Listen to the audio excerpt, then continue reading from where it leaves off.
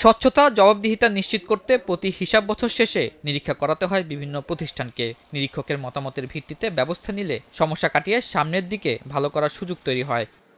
পতিত আওয়ামী সরকারের আমলে দেশের আর্থিক খাতে লুটপাটের অন্যতম দিক ছিল সঠিকভাবে নিরীক্ষা না করানোর অভিযোগ। ৫ আগস্ট হাসিনা সরকারের পতনের পর বিশেষ নিরীক্ষায় সেগুলো উঠে আসছে। যখন এরকম একটা অ্যাকাউন্টস আসে, অডিট রিপোর্ট আসে, এটা ইমিডিয়েটলি ফরেনসিক অডিট করা উচিত। তা না হলে কোথায় কোন গ্যাপে কি হয়েছে এটা ধরাটা খুব ডিফিকাল্ট। যদি ফরেনসিক অডিট না হয় ধরা ভেরি ডিফিকাল্ট। এবং আমি মনে করি যে এখন রেগুলেটর যারা আছেন, ওই বিএসইসি বলেন, বাংলাদেশ ব্যাংক বলেন, ওনাদের এই ডিপার্টমেন্ট খোলা উচিত যে ফরেনসিক একটা অডিট ওনাদের কাছে যখন যাবে ওনারা ওটা করবে। সো আদারওয়াইজ এটাকে চেক দেওয়াটা খুব ডিফিকাল্ট একটা সিচুয়েশন। পুঁজিবাজারে তালিকাভুক্ত ৩১ ব্যাংক ও আর্থিক প্রতিষ্ঠানের নিরীক্ষা বিষয়ে এবার নড়েচড়ে বসেছে নিয়ন্ত্রক সংস্থা Bangladesh securities and exchange commission BSEC. এসব প্রতিষ্ঠানের নিরীক্ষার প্রতিবেদনে নিরীক্ষকরা যেসব উদ্বেগ বা আপত্তি জানিয়েছেন সেই বিষয়ে ব্যবস্থা নিতে বাংলাদেশ ব্যাংককে অনুরোধ করেছে বিএসইসি।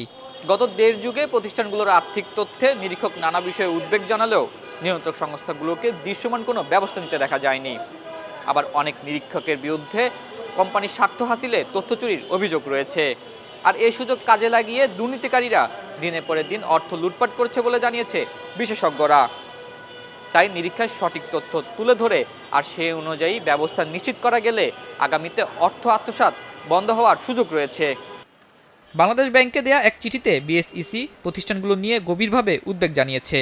তারা বলছে ৩১ ডিসেম্বর ২০২৪ শেষ হওয়া হিসাব বছরে নিরীক্ষকদের পর্যবেক্ষণে বিনিয়োগকারীদের স্বার্থ, তথ্য প্রকাশের স্বচ্ছতা এবং পুঁজিবাজারের সামগ্রিক আস্থার উপর বিরূপ প্রভাব ফেলতে পারে।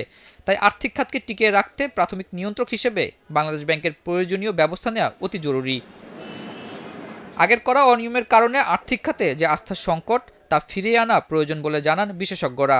এজন্য বিগত সময় কোম্পানিগুলোতে ভুয়া নিরীক্ষণের তথ্য দিয়ে লুটপাটের সহযোগিতা করায় নিয়ন্ত্রক সংস্থা সহ সবাইকে শাস্তির আওতায় আনার দাবি তোলা হয়েছে। কিছুদিন আগে আপনার ডিসক্লোজার দিয়েছে ন্যাপ পজিটিভ, আর্নিংস পজিটিভ, এখন দেখাচ্ছে নেগেটিভ। তার মানে কি ফ্রড ইনভেস্টিগেশনের পরে রিয়েলটা বেরোয়েছে, তখন তারা ইন্টেনশনালি, তখন বাংলাদেশ ব্যাংকও ইনভলভ ছিল, তার দায়িত্ব ছিল এটা দেখার রেগুলেটর হিসাবে।